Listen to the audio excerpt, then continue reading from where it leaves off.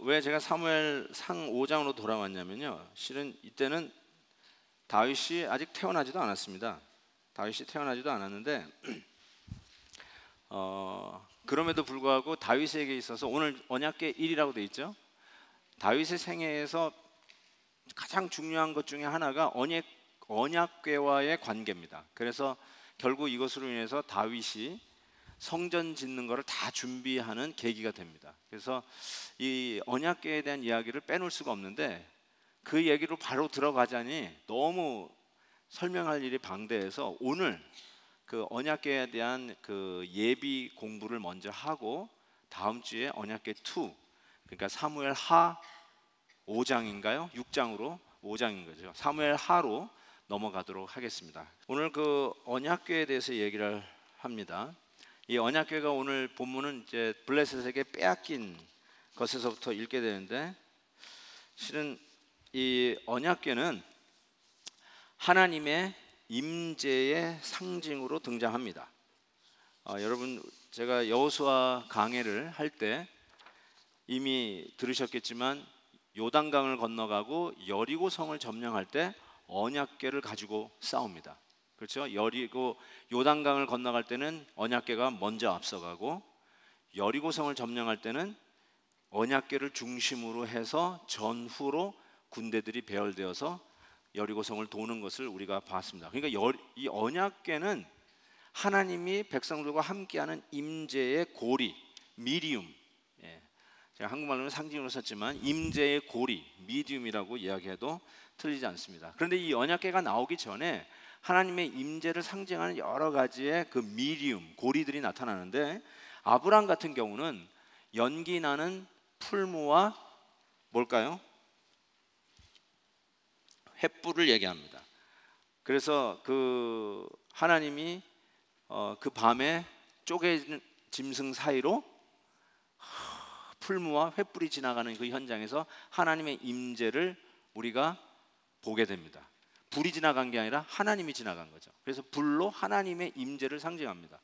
모세 같은 경우는 물론 이 언약궤도 모세가 계시를 받아서 만든 거지만 그 전에 하나님의 모세를 부를 때 타는 가시 떨기 나무에서 부르십니다. 그 burning 하지만 burning out 하지 않는 가시 떨기 나무, 이걸 보면서 하나님이 여기 계시는구나 라는 것을 보게 되죠. 하나님 임재의 상징입니다. 미디움입니다. 또 하나는 욥 같은 경우가 그 전 욥기 전체를 통해서 하나님을 찾습니다.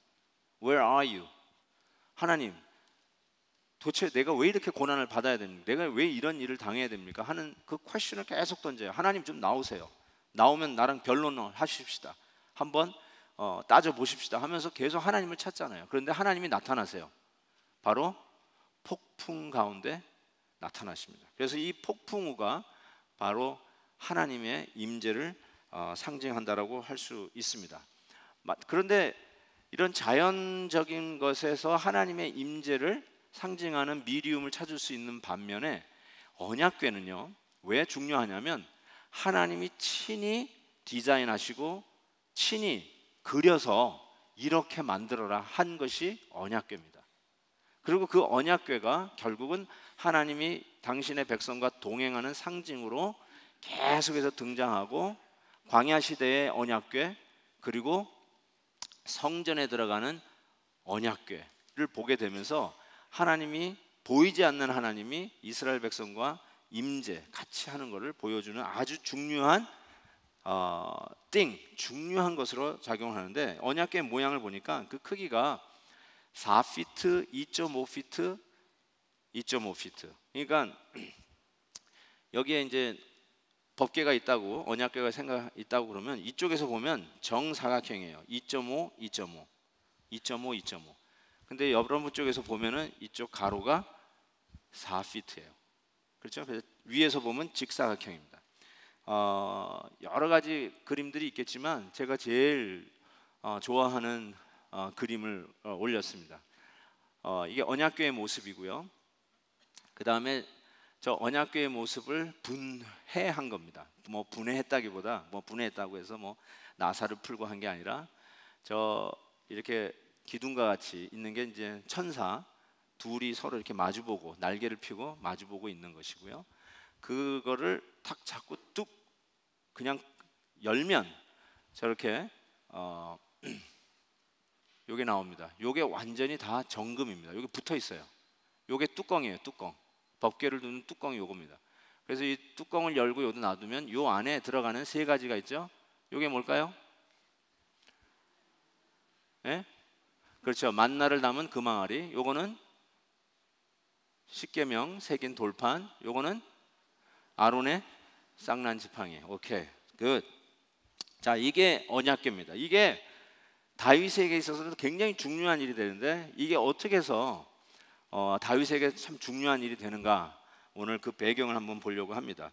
이 언약궤가 어디에 들어가 있냐면 지성소의 성막에 들어가 있습니다. 아직 성전을 짓기 훨씬 전이니까 성막에 들어가는데 성막을 한번 보실까요? 멋있죠? 저게 광야 한가운데 있었다고 한번 상상을 해보십시오. 그리고 그 성막을 중심으로 모든 12지파가 4분 5열 딱 해가지고 정리정돈되어 있는 모습을 보세요. 다른 그림이 하나 있어가지고 하나 보여드릴게요. 멋있죠? 밤마다 이랬어요. 이런데 어떻게 하나님을 부인하고 살았는지. 그렇죠? 대단하죠? 이런 모습이었어요. 자, 그 성막을 안으로 들여다보면 바로 이 부분이 지성소입니다. 위에서 이렇게 딱 지붕을 잘랐다고 생각해 보면 이렇게 들여다보면 이게 죄송합니다. 성소입니다. 성소고요. 지성소는 바로 그 안쪽에 놓여 있습니다. 그래서 좀 큰 방으로 보이는 게 성소고요. 작은 방이 지성소고 그 지성소에 유일하게 있는 가구가 바로 언약궤입니다. 우리가 지금 보려고 하는 언약궤가 바로 저 자리에 들어가 있었던 것입니다. 자, 이 언약궤를 가지고 광야를 통과한 이스라엘 백성들이 드디어 그 약속의 땅 가나안 땅을 정복할 때 여러분도 알다시피 요단강을 건너 여리고성을 점령할 때 이 언약궤가 뚜렷하게 인도하고 그 가운데 있었던 것을 우리가 압니다. 그래서 여러분 그 아웃라인에 보면 여러 가지 얘기가 나오는데 이걸 한번 제가 지도를 보면서 쭉 간단하게 설명하는 것이 좋을 것 같습니다. 좀 보이나요? 잘 안 보이는 거를 좀 애써서 우리 우유빈 집사님이 또 이렇게 다시 타입을 해가지고 좀 여러분에게 보이게 이렇게 아주 아웃라인을 잘 만들어내셨어요. 그래서 너무 감사한데, 자, 여러분 이런 거를 좀 잘 참고로 가지고 계시면 좋겠습니다. 이걸 보세요. 여기 이게 빨간 게 보이시는지 모르겠는데 이스라엘 백성들이 여기 출애굽해가지고 광야를 통과해서 파죽지세로 이 모압 땅, 암몬 땅을 정복하면서 올라갑니다. 올라가서 드디어 이게 사해 바다고 이게 죄송합니다. 요단강입니다. 이 요단강을 건너갑니다. 그때 언약궤 가지고 들어갔죠. 여리고성 언약궤 가지고 빙빙 돌아서 정복합니다. 그리고는 길갈의 진을 치고 있었어요. 이스라엘 백성들은 길갈의 진을 치면서 아이성도 공격하고 헤브론도 공격하고 하면서 드디어 약속의 땅을 점점 점령합니다.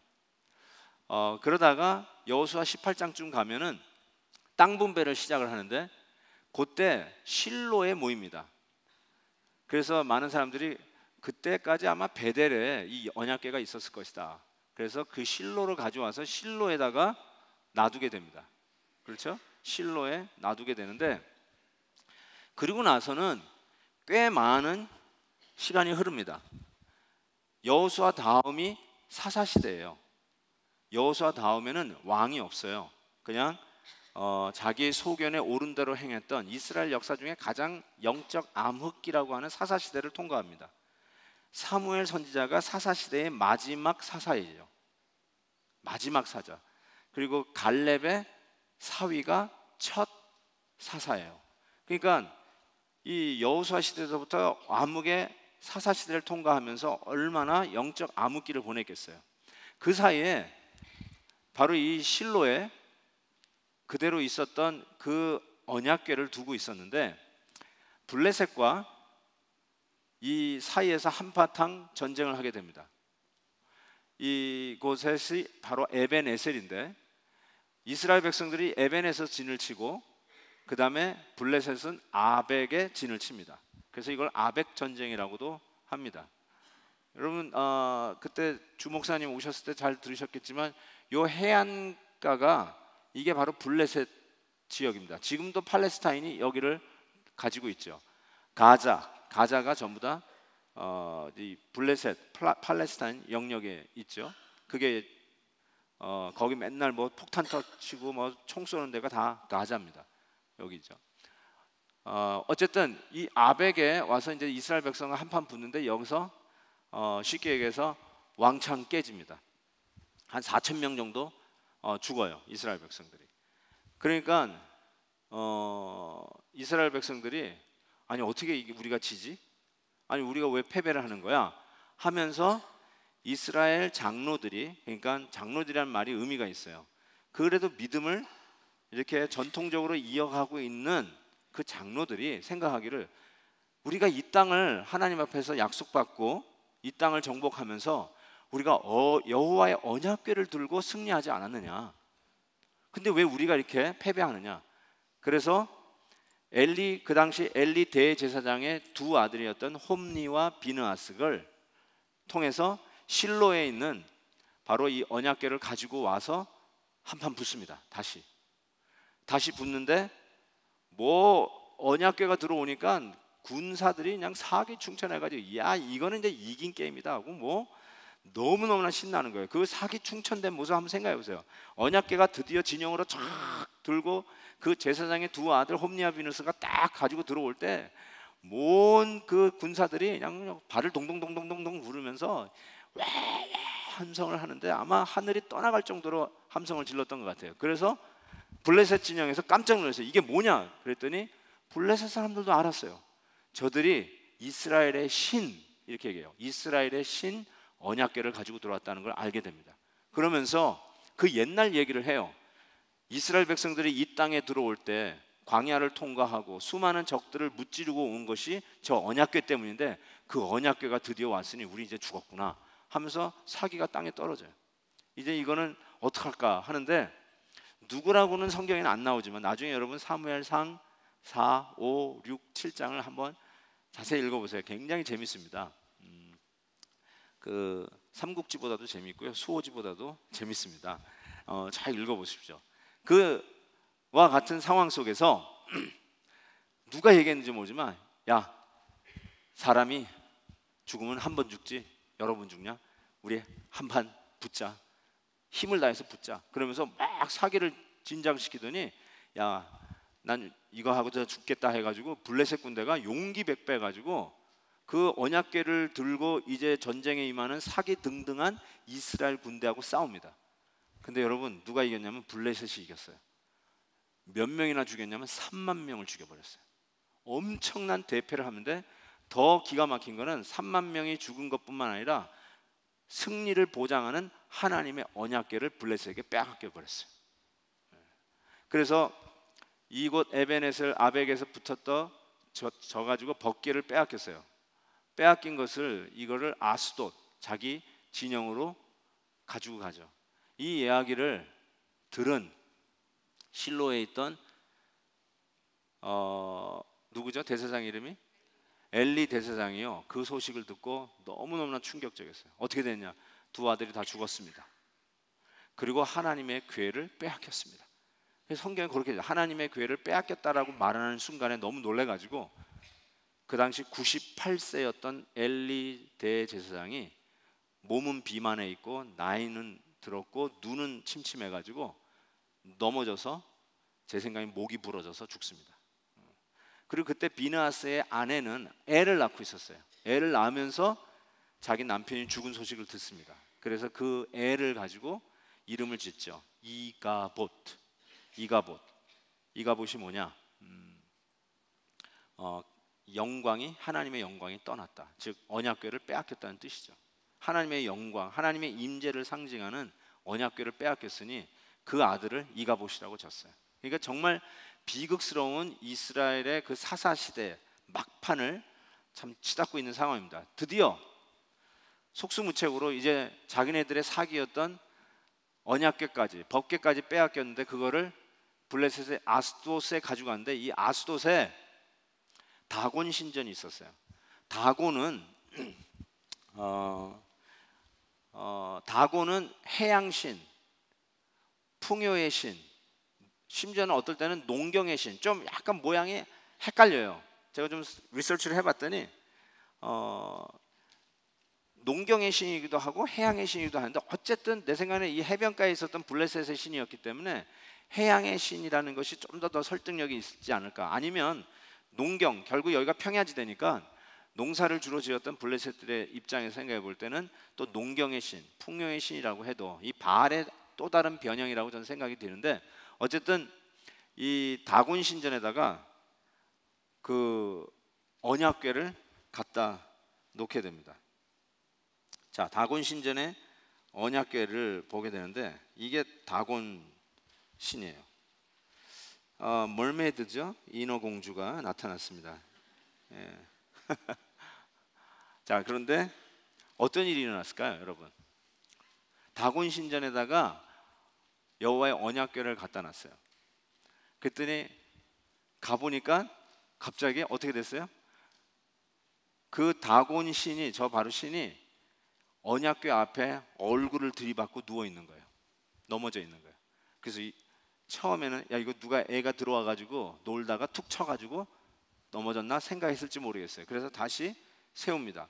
근데 그 다음날 자고 일어나서 또 신전에 들어가 봤더니 이번에는 머리가 땡가당 잘려가지고 그 머리를 쳐박고 언약궤 앞에 넘어져 있고, 두 손이 잘려가지고 문지방에 놓여져 있고, 그 서 있는 거는 몸뚱아리만 끔찍하게 남아있는 이러한 모습이었어요. 조금 리얼하게 보이는지 모르겠습니다. 그렇죠? 손이 잘라져 나가고 고개가 언약궤 앞에 처박혀 있고 몸뚱아리만 저렇게 남아있는 이런 모습이었어요. 와, 이게 뭐야? 이게 뭐야? 근데 이거와 동시에 바로 이 다곤 신전에 갖다 놨던 이 언약궤 때문에 아스돗에 독종 전염병이 생기기 시작했어요. 독종을 영어로 보니까 tumor 이렇게 돼 있어요. 독종, 그러니까 독한 종기란 뜻이에요. 독한 종기가 막 전염병 같이 막 마을에 번지기 시작했어요. 그러니까 얼마나 끔찍한 일이 지금 벌어지고 있습니까? 그래가지고 이거를 어디로 가져가죠? 다시 한번 지도로 또 가보죠. 예. 보면은 아스돗에서 바로 그러한 일이 일어나니까 안 되겠다 해가지고 가드로 가져가라 해가지고 가드로 가져가요. 가드가 누구의 고향? 예, 골리앗의 고향 맞았습니다. 그런데 가드로 가져갔더니 가드에서도 똑같은 일이 일어나요. 뭐예요? 이 독한 종기가 막 마을 사람들에게 막 번지기 시작하는 거예요. 야, 이건 안 되겠다 해가지고 어디로 가라 그러면 에그론으로 가요. 에그론으로 갔더니 에그론 사람이 그걸 듣고 전부 다 마을 입구에서 이 법궤가 들어오는, 언약궤가 들어오는 그 길을 다 막습니다. No way, 호세. 여기는 못 들어옵니다. 너희들이 우리를 다 죽이려고 하는구나. 그러면서 이 에그론에 들어가지 못하고 마을 입구에 거의 한 7개월 동안 언약궤가 버려져 있습니다. 근데 이 언약궤 때문에 심각한 이 불안해하고 또 전염병 같은 게 번지니까 이 리더들이 이걸 어떻게 할까 하다가 결국은 어떻게 해요? 야, 이건 가지고 있어봤자 이건 소용이 없다. 보내버리자. 그래가지고 이스라엘을 보내버리는데 바로 벳세메스로 보내게 됩니다. 벳세메스가 이스라엘 진영이죠. 이스라엘 진영으로 보내는데 그 송아지, 젖 먹이는 송아지가 있는 소 2마리, 어른 소 2마리를 빼가지고 마차에 언약궤를 실어서 보내게 됩니다. 나중에 얘기하겠지만요, 언약궤를 가져가서 결국 벳세메스까지 이 소가 좌로나 우로나 치우치지 아니하고 우는 자기 새끼 송아지도 뒤돌아보지 아니하고 울면서 갔다라는 표현이 있어요. 이 부분 때문에 아마 설교를 많이 들으신 분도 많을 거예요. 벳세메스를 향하는 이 2마리의 소 가지고 설교도 저도 꽤 많이 들었던 것 같은데, 어쨌든 그 이야기를 하면서 이게 딴 데로 가면은 우리가 당하는 재앙이 우연이고, 만약에 곧바로 가서 이스라엘 진영 벳세메스로 들어가면 이거는 정말 하나님이 우리에게 내린 재앙일 것이다, 이렇게 생각하고 보냈는데 곧장 가죠. 벳세메스로 가요. 벳세메스 사람들이 너무너무 좋아해요. 나중에 얘기하겠습니다. 그런데 벳세메스에 어떤 일이 일어나면, 벳세메스를 들여다본 이스라엘 백성들이 하나님이 쳐 죽여버려요. 벳세메스에 있는 이스라엘 백성들이 언약궤를 들여다봤다고 죽여버리는데 자그만치 5만 700명을 죽입니다. 근데 5만에다가 가로를 쳐놨어요. 여러분 성경 보면 아마 괄호 쳐놓은 성경들이 많을 거예요. 그러니까 5만은 아니겠다 싶어가지고 혹시나 하고, 왜냐하면 어떤 사본에는 5만이 없어요. 그래서 5만에는 가로치고 700명쯤 죽이지 않았을까 이렇게 생각하게 되는데, 성경은 어쨌든 5만에 가로를 치고 5만 700명이 하나님에 의해 쳐 죽임을 당합니다. 자, 어쨌든 그러고 나서 나중에 이제 우리가 다음 주에 다윗 왕이 이 벳세메스에서 기럇 여아림으로 이 법궤가 옮겨지는데, 기럇 여아림에 20년 동안 있게 돼요. 법궤가 그 아비나답 집에 20년 동안 있어요.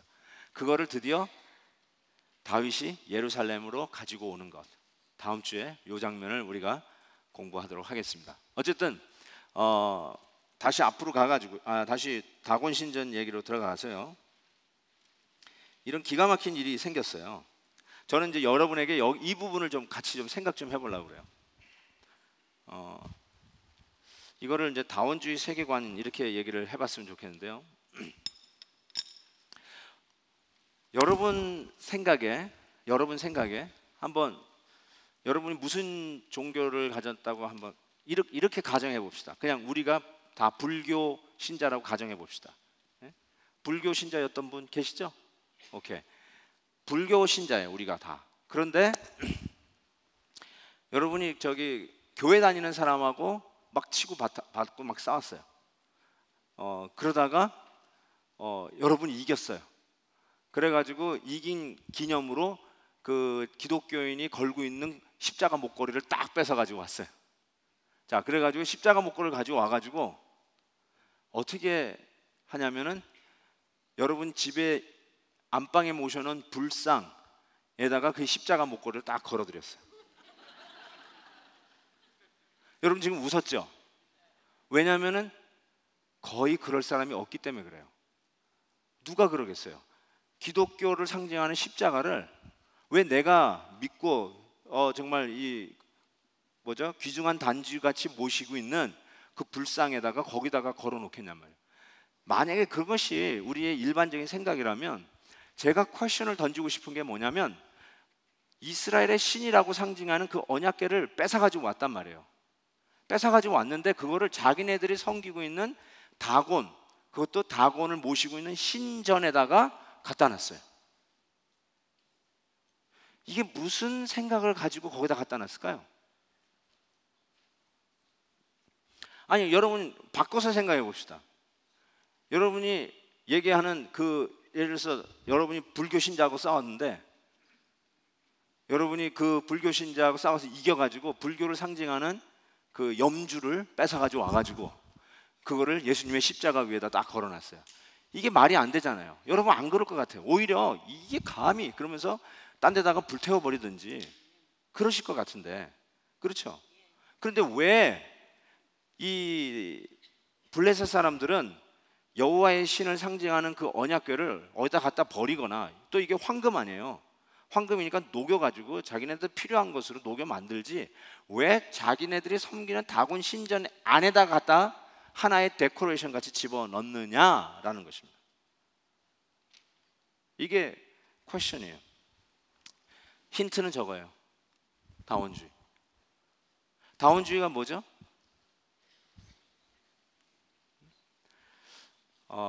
뭐로 가도 서울로만 가면 된다. 서울로 가는 길은 여러 가지 길이다. 그래서 기독교도 그 중에 하나요, 불교도 그 중에 하나요, 이슬람도 그 중에 하나요. 하다못해 우리 마을 마당 중앙에 있는 미르나무 그 신도 그 중에 하나요 라고 생각하는, 그거 모든 거를 용납하는 그 이즘이 다원주의라고 할 수 있어요.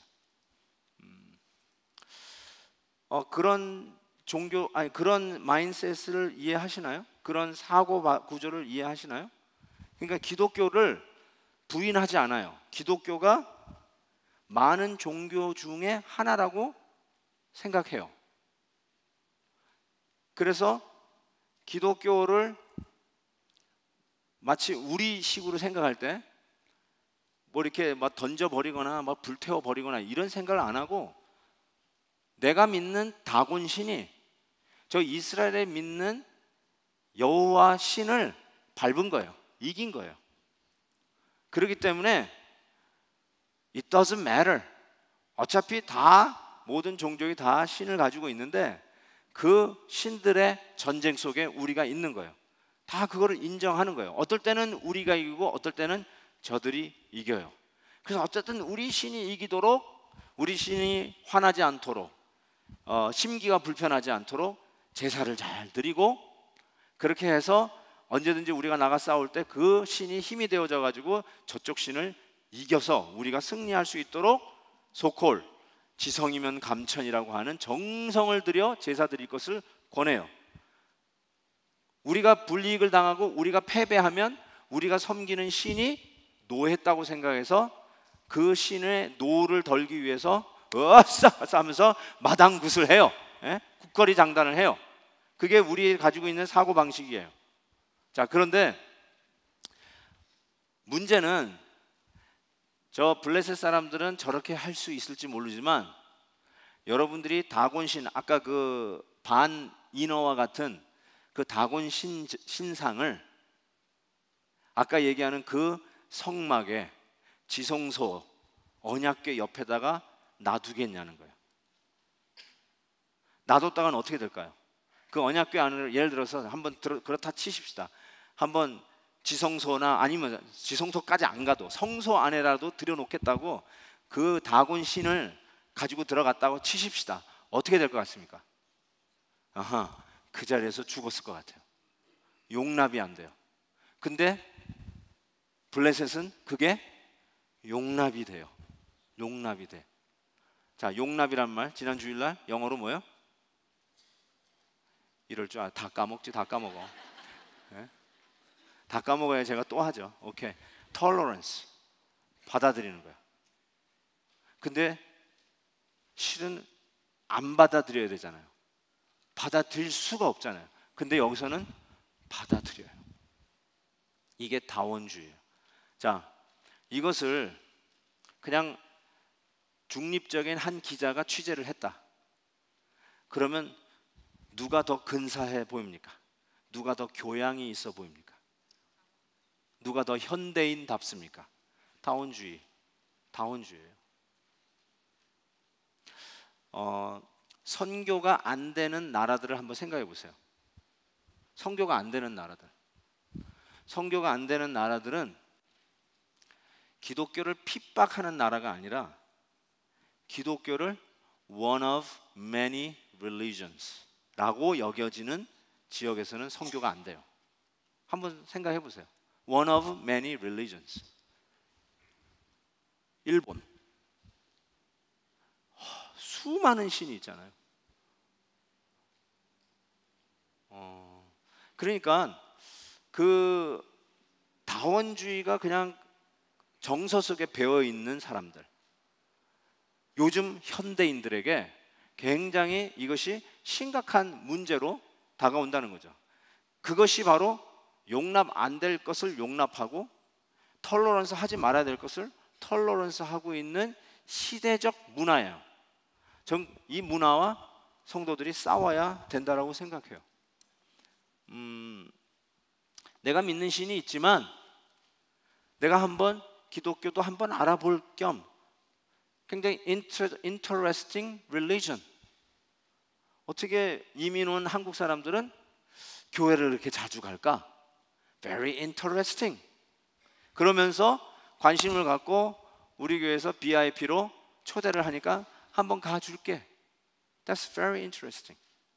그래서 오는 그런 모습은 절대로 여태까지 내가 믿었던 모든 것을 부인하고 이거는 가짜다, 이거는 엉터리다. 그래서 나는 참된 진리를 향해서 간다라고 오지 않아요. 이 다원주의 사고 방식에서는 굉장히 중요한 것들이 계속 우리를 요즘 우리가 신앙생활할 때 많은 챌린지가 와요. 예를 들면 이런 얘기를 가끔 해요. 우리 아들은, 우리 딸은 요즘 교회는 안 나가는데 그래도 하나님은 살아계시다는 것을 인정합니다. 이 표현이, 그러니까 목사님 너무 걱정하지 마세요. 언젠가는 다시 돌아올 거예요. 이런 말을 해요. 그래서 위로를 받기를 원하는데, 근데 저는 상당히 중요한 퀘스천을 던져요. 그때 교회는 지금 안 다니지만 하나님의 존재를 믿는다는 것이 예수님을 통하지 아니하고는 갈 수 없고 알 수 없는 하나님 아버지를 얘기하는 것인지, 아니면 small letter G, G-O-D-S, Gods를 얘기하는 것인지, 그냥 신의 존재를 인정해요. 종교적 세계가 있다는 것을 인정해요. 그러니까 그렇게 신을 부인하고 무신론자처럼, 심지어는 불가론자처럼 막 살지는 않으니까 목사님 Don't worry about it 라고 하는 것인지, 그렇다면 다원주의예요. 철저히 다원주의예요. 그냥 그 의사들이 예를 들어서 너무 초조해하고 어떤 패닉 상태에 걸려 있는 사람을 상담하고 치료하다가 그 중에 하나가 종교를 하나 가져보세요. 이런 그 처방을 내릴 때가 참 많이 있어요. 이게 패닉에 걸린 사람에게 처방 중에 종교를 하나 가져보세요. There are many religions out there. Pick whichever you like. 그런 차원에서의 사고방식이 뭐냐? 다원주의예요. 다원주의. 자, 여러분, 그러면 여러분에게 도전을 할게요. 여러분이 믿는 이 기독교는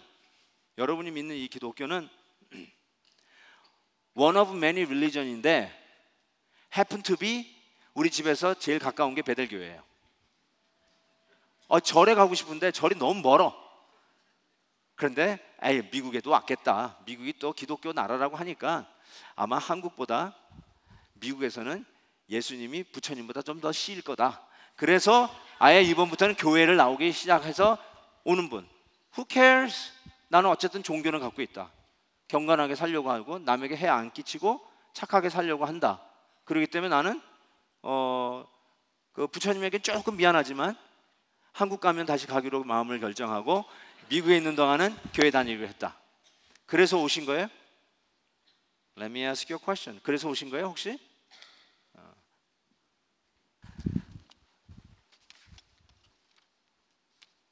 그래서 우리에게 실은 이런 신앙을 갖게 되는 게 좀 더 평이한 말로 하면 종교를 갖게 되는 이유가, 우리 기독교인들에게도 많은 경우가 그렇게 해서 신앙의 세계로 들어오게 되는데, 예를 들면 몸이 아팠다가 병 고침을 받았어요. 안수 받았는데 병이 나았어요. 그래서 신앙의 세계로 들어오는 경우가 많아요. 나쁜 것도 아니고 하나님께서 그렇게 많은 분들을 부르십니다. That's okay. 자, 그렇다면 여러분, 하나님이 우리의 기도를 들어서 병 고침을 받고 신앙의 세계로 들어오게 됐는데, 예를 들어서 가정을 해봅시다. 스님한테 가가지고 기도를 받았어요. 그런데 병이 나았어요. 그런 경우가 있을까요? 없을까요? 있어요? 어떻게 이렇게 많이 나오죠? 그래요? 진짜 그렇게 많아요? 김경자 권사님 있어요? 오, 있구나. 저는 몰라요. 스님한테 가서 기도 받아본 적이 없기 때문에 잘 모르지만 I assume 있을 것 같아요. 이맘한테, 이슬람 종교 지도자한테 가서 기도를 받았는데 병에 나았어요. 여러분, 제 신학교 다닐 때 저 같이 공부하던 목사님이, 그땐 전도사님이지만 논문 하나를 쓴 게 뭐냐면 통일교에 대해서 논문을 썼어요. 통일교에 대해서 논문을 쓰면서 통일교 집회를 찾아갔어요. 우리 부흥회 하듯 하는 통일교 집회를 갔는데, 문선명 교주 죽었지만 좌우지간 그 소콜 그 집회를 한 후에 그 다음에 참으로도 비슷하게 교회에서 하는 식의 신유 집회를 하더래요. 그러면서 그 문선명이 손을 씻은 대합물을 앞에다 떠놔요. 그리고 나서 그 중에 한 사람이 와가지고 그 문선명이 씻은 물을 사람들 보는 앞에서 마셔요. 근데 그 마시는 사람이 누구냐면 곱추예요. Guess what? 꿀꺽 꿀꺽 꿀꺽 그 손 씻은 물을 마시는데 등이 굽은 곱추가 쓱쓱쓱 들어갔어요. 자, 우리 다 같이 통일교로 가십시다. 할 수 있을까요? 그 목사님이요 너무 놀랬대요. 그런 기적이 거기도 일어나나 봐요. 그러니까 저는 불교에서도 이슬람에서도 그러한 비슷한 기적들이 왜 없지 않겠느냐, 있을 수 있다라는 생각을 해보게 됩니다. 다곤이 우리가 보기에는 너무나도 형편없는 웃기는 신 같지만 그 블레셋이 사기 저하되어 있었을 때 에이 죽으면 죽으리라 하고 나가서 싸우는 이유가 다곤 신, 자기네 믿는 신 때문에 그래요. 그게 힘주는 거예요. 그게 모티베이션을 주는 거예요. 우리가 볼 때는 너무너무나 신앙적인 양상을 볼 때 순교가 불교에도 있고 이슬람에도 있어요. 이슬람은 더 하죠. 자살을 하잖아요. 자살. 지금 말레이시아 항공 지금 아직도 못 찾아가지고 오리무중인데 어쩌면 그 운전 비행사가 자살 폭탄하려고 하는 사람과 똑같이 자기가 비행해서 그대로 바닷속에 처박혔을 수도 있을 가능성이 커요. 그렇게 함으로써 자기는 천국 가는 거고 천국에서 완전히 그냥 부귀 영화를 누리는 그 약속을 믿고 그렇게 했을 수도 있어요. 이건 가정이에요. 그냥 가정. 그러니까 못 찾는 거예요. 바닷속에 빠져들어가면 못 찾는데요.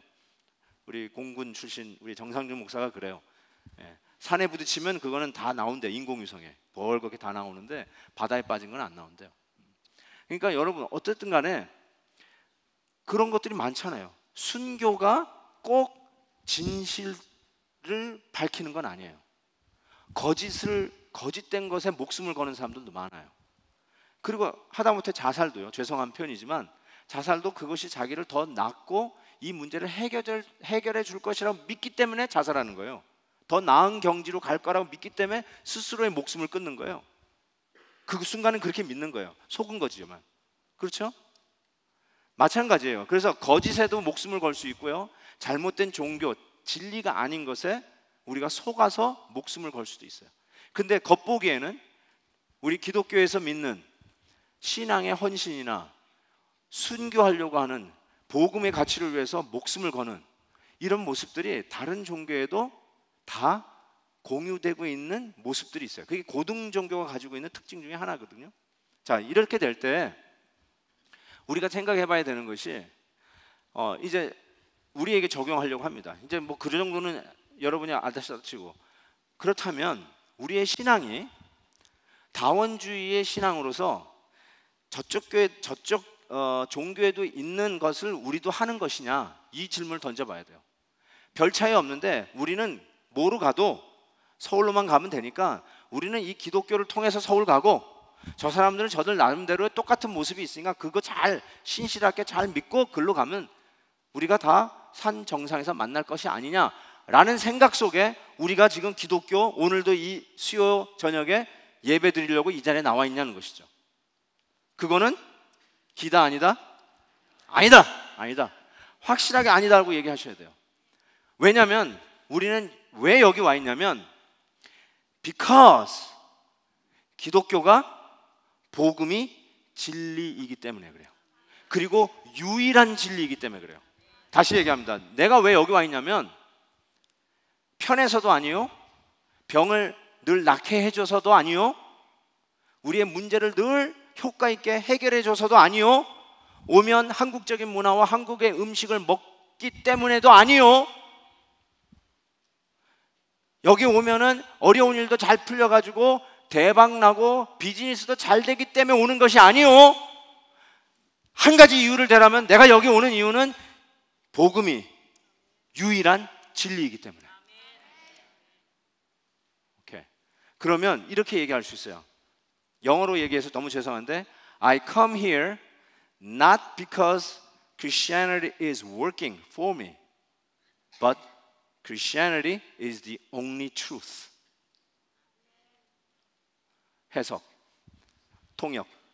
내가 여기 온 이유는 기독교가 나에게 유용하고 나에게 도움을 주기 때문에 여기 온 것이 아니요, 내가 여기 온 이유는 기독교가 유일한 진리이기 때문에 온 거예요.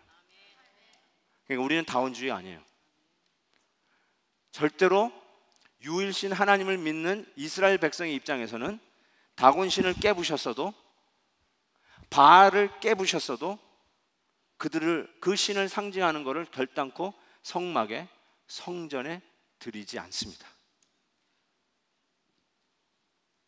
근데 그걸 가지고 이 사람은 폐쇄적이고 답답하고 융통성이 없다라고 블레임할 수가 없어요. 그리고 이쪽에서는 다원주의는 그 이스라엘의 신을 상징하는 언약궤를 자기 신전에 모셨다고 참 통도 크고 융통성도 있고 사람이 괜찮고 폭이 넓고 톨러런스, 용납하는 마음이 넓고, 그렇게 이야기할 수 없습니다. 진리는 배타적이에요. 진리는 속성상 배타적이에요. 답은 항상 하나입니다. 답이 10개라고요? 그 말은 답이 없다는 말하고 똑같아요. 너도 맞고 저 사람도 맞고 이 사람도 맞고 다 맞습니다. 그 말은 다 틀리다는 뜻이에요. 한 사람 맞고 정답만 있고 나머지는 다 틀린 거예요. 그게 진리예요. 자, 그렇다면 저는 이 갈라디아서 말씀을 한번 해보겠습니다. 갈라디아서에서 사도 바울이 이걸 알았어요. 이와 같이 우리가 어렸을 때 이 세상에 뭐라고 얘기했냐면 초등학문이라고 했어요. 초등학문 아래에 있어서 종노릇 하였더니, 이렇게 합니다. 우리의 그 종교성은 초등학문이라고 그랬어요. 근데 이 초등학교가 초등학문이라고 그래가지고 영어를 보니까 엘리멘터리 스쿨이라고 쓸 줄 알았는데 엘리멘터리가 아니라 엘리멘트로 끝나버려요. 엘리멘터리가 아니라 엘리멘트예요. 엘리멘트. 엘리멘트는 뭘 얘기하냐면 산, 돌, 해, 달, 나무, 바다, 이런 것들이 엘리멘트예요. 이런 것들을, 예를 들어서 아까도 해양의 신, 태양의 신, 이런 것들을, 엘리멘트를 종교화해서 섬겼던 것을 갈라디아에서 사도 바울이 정확하게 파악하고 헤집어 놓고 있어요. 까서 우리 앞에 보이고 있어요. 이게 진면목이라는 거죠. 전부 다 가짜라는 거예요. 가짜에 속지 말라는 것입니다. 자, 그런 의미에서 내가 설명을 좀 너무 장황하게 해준 것 같아서 죄송한데, 벳세메스 사건을 다시 돌아가면 아까도 얘기한 것처럼 벳세메스 사람들이 괴가 들어오는 것을 보고 기뻐했다, 이렇게 돼 있어요. 기뻐했어요. 좋아하는 거예요. 드디어 우리가 잃어버렸던 하나님의 임재를 상징하는 언약궤가 돌아오는 걸 보고 기뻐했어요. 자, 그런데 13절 그 다음에 보니까 뭐라고 되니까, 그리고 그 소를 잡아가지고 번제물로 해가지고 하나님 앞에 제사를 드렸습니다. 그러니까 너무너무나 좋았던 거죠. 그런데 그 다음에 보니까 이렇게 돼 있어요. 벳세메스 사람들이 여호와의 궤를 들여다본 까닭에 그들을 치사 5만 70명을 죽이신지라. 여호와께서 백성을 쳐서 크게 살육하였더니 백성이 슬피 울었더라. 벳세메스 사람들이 이르되 이 거룩하신 하나님 여호와 앞에 누가 능히 서리요? 그를 우리에게서 누구에게로 올라가시게 할까 하고. 여러분,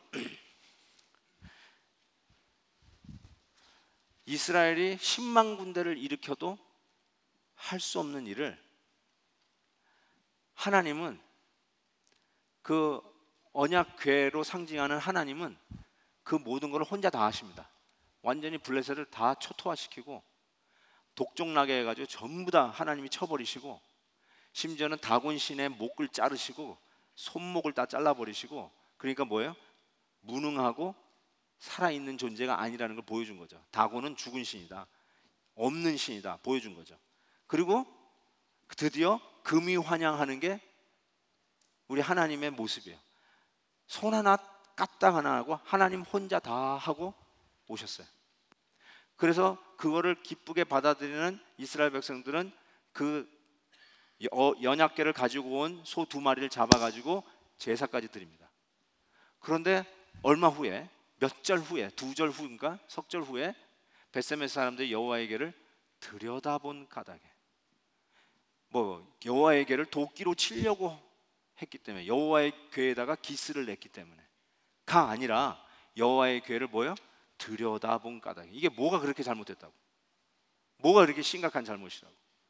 여호와 교회 앞에서 음란하게 바알신을 섬겼다든지 다곤신을 그 옆에다가 붙여놓고 말이죠, 다곤신도 같이 함께 섬겼다든지, 그것도 아니고 여호와의 궤를 들여다본 까닭에 가로 열었지만 자그마치 5만 70명을 죽이셨어요. Isn't that too much? 여러분, 하나님한테 얘기하고 싶지 않아요? 하나님, you're too much. What's going on? 우리는 하나님의 백성입니다. 우리는 아군이에요, 아군. 저 사람들 쳐 죽이는 거는 이해되고, 저 사람들에게 독종 나고 전염병 생긴 거는 we understand. 근데 왜 우리를 다른 것도 아니고 들여다본 것 때문에 죽입니까? 이 부분을 다음 주에 더 다룰 겁니다. 왜냐하면 다윗이 언약궤를 예루살렘으로 끌고 가는데 그 언약궤가 들크덩거려가지고, 마차가 끌고 가니까 들크덩거려가지고 넘어져서 땅에 떨어질까봐 수행하던 웃사라고 하는 자가 딱 막았어요. 그래서 언약궤가 안 떨어졌어요. 그 언약궤에 손을 댔다고 하나님께서 그 자리에서 웃사를 쳐 죽입니다. That's too much. 하나님, I don't understand. 하나님, what kind of God you are? 하나님이 어떤 하나님일까요? 지금 자그마치 5만 700명, 그것도 들여다본 것 때문에. 웃사가 여호와의 궤가 넘어져서 상처 날까봐 떨어지지 말라고 손을 댔는데 그 웃사를 그 자리에서 죽였어요. 왜 그럴까요? 다음 주에 뵙겠습니다. 다음 주에 뵙겠습니다. 관계의 원리입니다. 다음 주에 제가 요거 하고 다윗 넘어갈게요. 관계의 원리.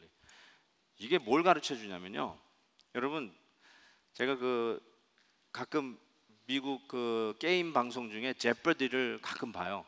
아주 가끔. 우리 아들이 그걸 좋아하더라고요. 그래서 보면 빰빰빰빰빰빰빰빰 빰빠밤빰빰빰빰 제퍼디. 아실는가 몰라요? 아세요? 몰라요? TV도 안 보고 드라마도 안 보고 콘서트도 안 가고. 자, 거기에 보면 가끔 사람들이, 거기 똑똑한 사람들 나와요. 제프리 아무나 나오는 게 아니에요. 그거 다 예선전 걸쳐가지고 그 중에 똑똑한 사람들 와서 거기서 붙는 거예요. 근데 그 사람들 가끔 소개하다 보면은 뭘 들고 나오냐면 charm을 들고 나오는 거를 심심치 않게 봐요. charm이 뭐냐면 부적이에요. 우리식으로 얘기하면 부적을 가지고 나와요. 누가요? 이 미국 사람들이, 그 똑똑한 사람들이 부적을 들고 나와요. This will give me good luck. 그래서 charm을 들고 와. 야, 나 그걸 보고요, 야, 이게 얼마나 이 다원주의가 우리 사람들에게 깊이 뿌리 박혀 있는지 몰라요. 여러분, 그게 다원주의예요. 그렇게 거창하게 학문적으로 심오하게 얘기할 필요가 없어요.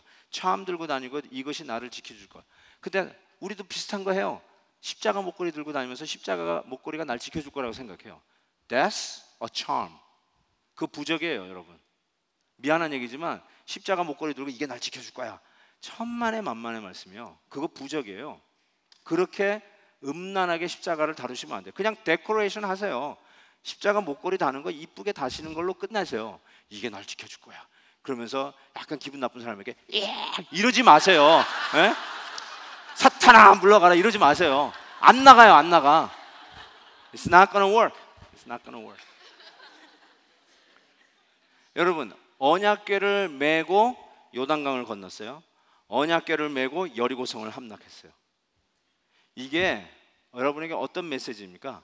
야, 저것만 들고 나가면은 무조건 승리다. 그게 뭐냐면 제퍼디에 나가가지고 참 들고 나가가지고 내가 이길 거를 기대하는 거하고 똑같아요. 하나님은 절대로 그 메시지를 이스라엘 백성에게 주신 적이 없어요. 하나님은 그런 미신의 부적이 아니에요. 하나님을 믿는다는 것은 그런 걸 믿는 게 아니에요. 믿음이 좋네, 십자가 목걸이 달고 다니네, 그것이 나를 지켜줄 거라고 믿네, 그래서 이 십자가 목걸이만 메고 자면은 불면증에 걸렸던 사람이 잠을 잘 잔대. 그래서 십자가 목걸이 붙들고 자고, 그러면 잠도 잘 오고. 여러분, 하나님은 그런 부적이 아니에요. 하나님은 인격적인 관계 속에서 우리의 삶 속에 살아 계시는 분이세요. 그래서 언약의 하나님이에요. 그래서 언약궤예요. 하나님과 여러분은 언약의 관계 속에서 그의 임재를 나타내십니다. 부적 들고 났다고, 언약궤를 들고 나갔다고 무조건 승리하는 게 아니라니까요. 그러면 우리 교회 앞에다가 전부 다 부적 붙여놔야 돼요. 그리고 여러분 집마다 다 갖다 부적 붙여놔야 돼요. 십자가 부적이든 뭐든 골고다 부적이든 어떻게 하든 성지순례 가가지고 예수님 십자가 박혀 있는데 그 돌 하나라도 팔아가지고 먼지라도 파가지고 와가지고 여러분 집에다 갖다 놔야 돼요. 그게 하나님이 원하시는 거였다면, 그렇게 해서 하나님이 우리랑 릴레이션십 하는 거라면, 여러분, 하나님은 퍼스널한 릴레이션십에 가능해요. 남녀 관계가 그렇잖아요. 남녀 관계가 그래요.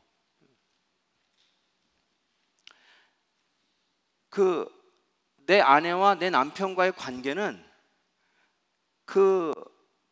서로 이 릴레이션십, 부부라는 릴레이션십 때문에 그 부부가 성립되는 거예요. 그게 관계가 성립되는 거예요. 여기에 제가 웨딩링을 하나 꼈는데 이 반지 때문에, 이 반지가 내 두 사람의 관계를 이야기하는 게 아니에요. 이거는 얼마든지 가짜로 끼고 다닐 수도 있어요.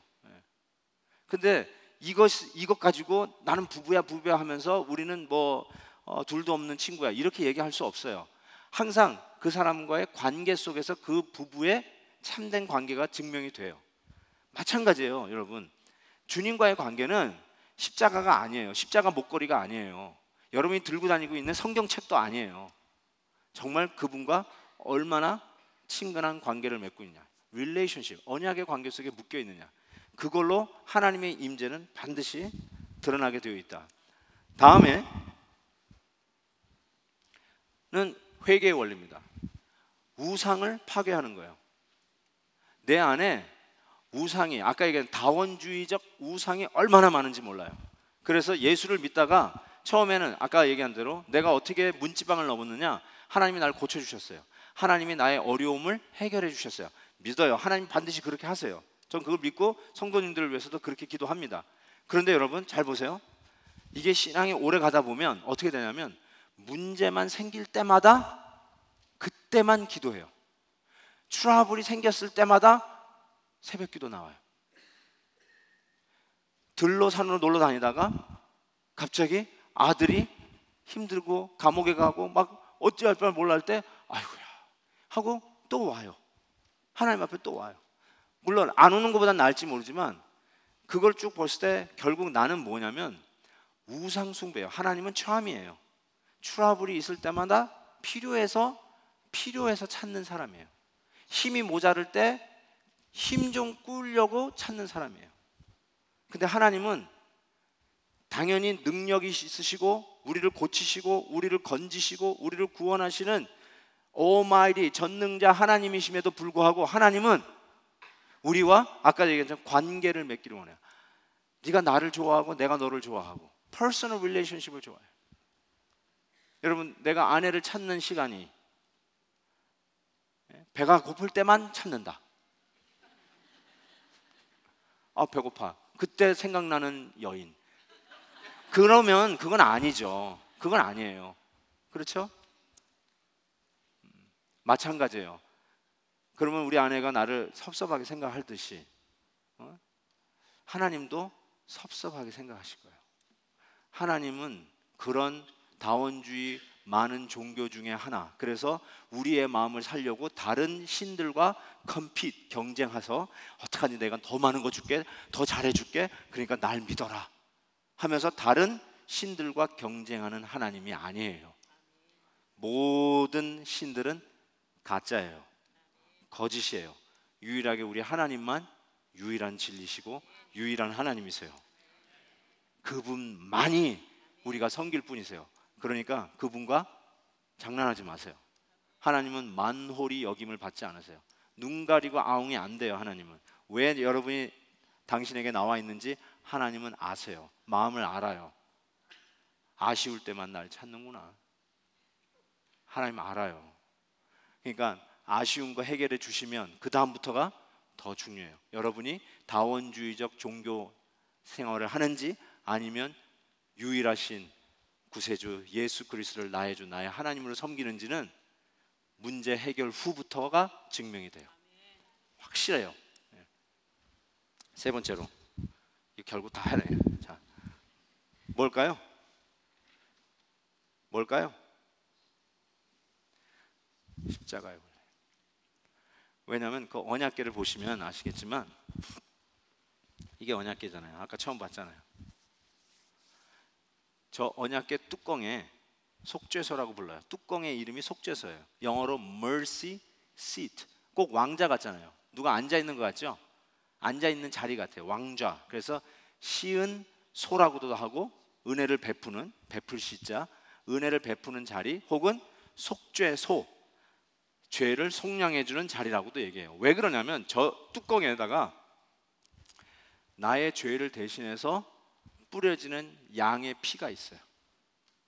나중에 솔로몬이 성전 봉헌을 할 때 바로 이렇게 얘기해요. 바로 저 속죄소 위에서 나를 만나 주시는 하나님을 찬양해요. 다음 주에 내가 볼게요. 여러분 결국은요 하나님을 임재를 체험하고 하나님이 나와 동행하는 걸 체험하는 가장 중요한 원리는 십자가의 원리예요. 저 언약궤가 그냥 금으로 만들어서 멋있는 하나님의 임재를 상징하는 게 아니라 바로 저 법궤, 즉 하나님의 법을 어긴 그 법으로 우리에게 딱 갖다 대면 죽을 수밖에 없는 죄인, 그 죄값을 대신 치르는 피값 위에서 나를 여전히 만나시는 하나님. 그게 바로 십자가 원리고 그것 때문에 우리가 하나님과 동행하고 그것 때문에 하나님이 나를 의롭다 여기세요. 눈 가리고 아웅이 아니라 정말로 속죄 양의 그 피 때문에 나를 법적으로 의롭다 여기시고 우리를 만나시고 우리를 도우시고 우리와 함께 하세요. 십자가의 원리예요. 그래서 언약궤는 결국은 뭘 상징하냐면 예수 그리스도를 상징해요. 저 언약궤 자체가 예수 그리스도 상징이에요. 여러분, 여러분이 10만 군대를 일으켜도 무찌를 수 없는 블레셋, 그 블레셋을 여러분 손가락 하나 안 거드리고 예수님이 직접 다니시면서 다 무찌르셨어요. 마귀 원수는 우리 앞에서 전부 다 물러갔어요. 한 길로 왔다가 10길로 쫓겨나갑니다. 우리 주 예수 그리스도의 이름으로 어떤 시험도 능히 이길 수 있는 승리를 우리에게 이미 안겨다 주셨습니다. 망우리 공동묘지 겁내지 마시고, 달걀 귀신 겁내지 마시고, 밤에 좌우지간 화장실 가는 거 겁내지 마시고, 왜냐하면 그때마다 예수 그리스도로 말미암아 모든 신들은, 모든 거짓된 신들은 다 하나님께서 이기시고 승리하신 유일신 하나님, 우리 주 예수 그리스도 그분만이 나의 주여 나의 하나님이십니다. 그분의 이름으로 선포하고 나가면 승리는 우리의 것입니다. 여러분에게 이 약속을 주신 거예요. 그래서 하나님의 임재는 예수 그리스도의 십자가의 원리에서 우리에게 적용이 됩니다. 지성이면 감천이 아니에요.